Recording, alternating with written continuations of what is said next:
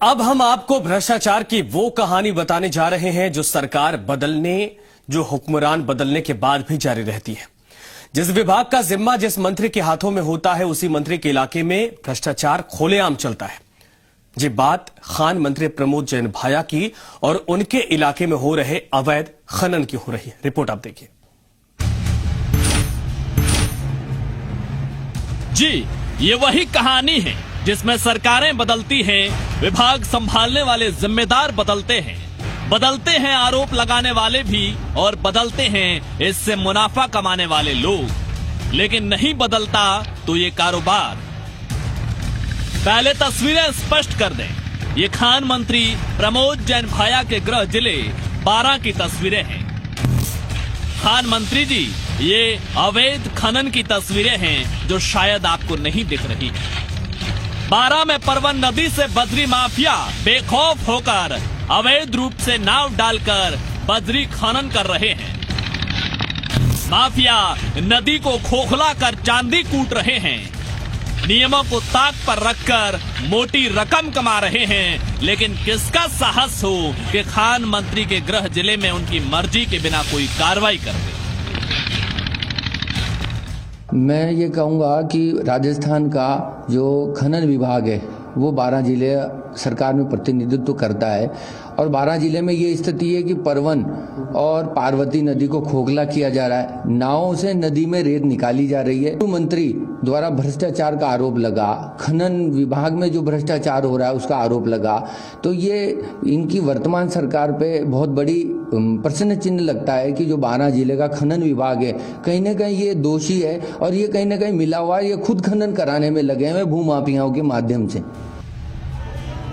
और इन बेखौफ बजरी माफियाओं का आतंक कितना है, इसकी तस्वीर एक सप्ताह पहले दौसा में देखने को मिली, जहां अवैध खनन को लेकर 2 गुटों में खूनी खेल चला, 2 लोगों की मौत हुई और कई घायल हुए।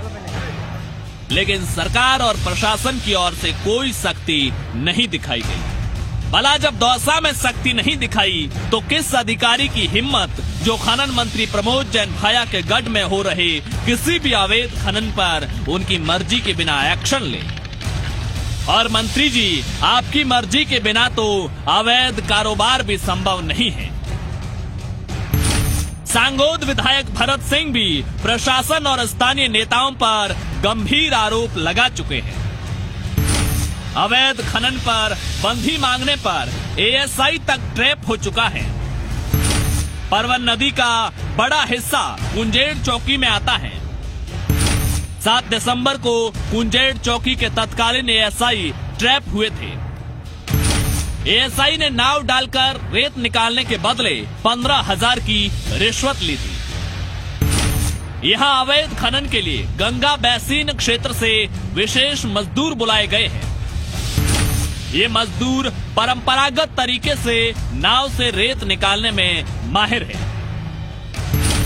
नदी से रेत नावों से निकालकर किनारे पर खाली कर दी जाती है। सुप्रीम कोर्ट भी अवैध खनन पर रोक लगा चुका है, लेकिन जब सियासी हुक्मरान खामोश हो, प्रशासन की मिलीभगत हो, तो किसी कोर्ट के आदेश जमीन पर उतरने संभव नहीं होते। कोर्ट जब भी सख्त होता है, दिखावे के लिए कुछ दिन कार्रवाई होती है और फिर वही खेल शुरू होता है। ऐसे में नदियों की छाती ऐसे ही छलनी होती रहती है। नदियों के रास्ते बदलते हैं, बारिश में बाढ़ और तबाही आती है, लेकिन ये तबाही तो उस इलाके में रहने वाले बेगुनाहों को भोगनी होती है। अवैध खनन करने वाले बड़े कारोबारी और बड़े नेता इसकी जद से बाहर होते हैं। राम मेहता, जी मीडिया, बारां।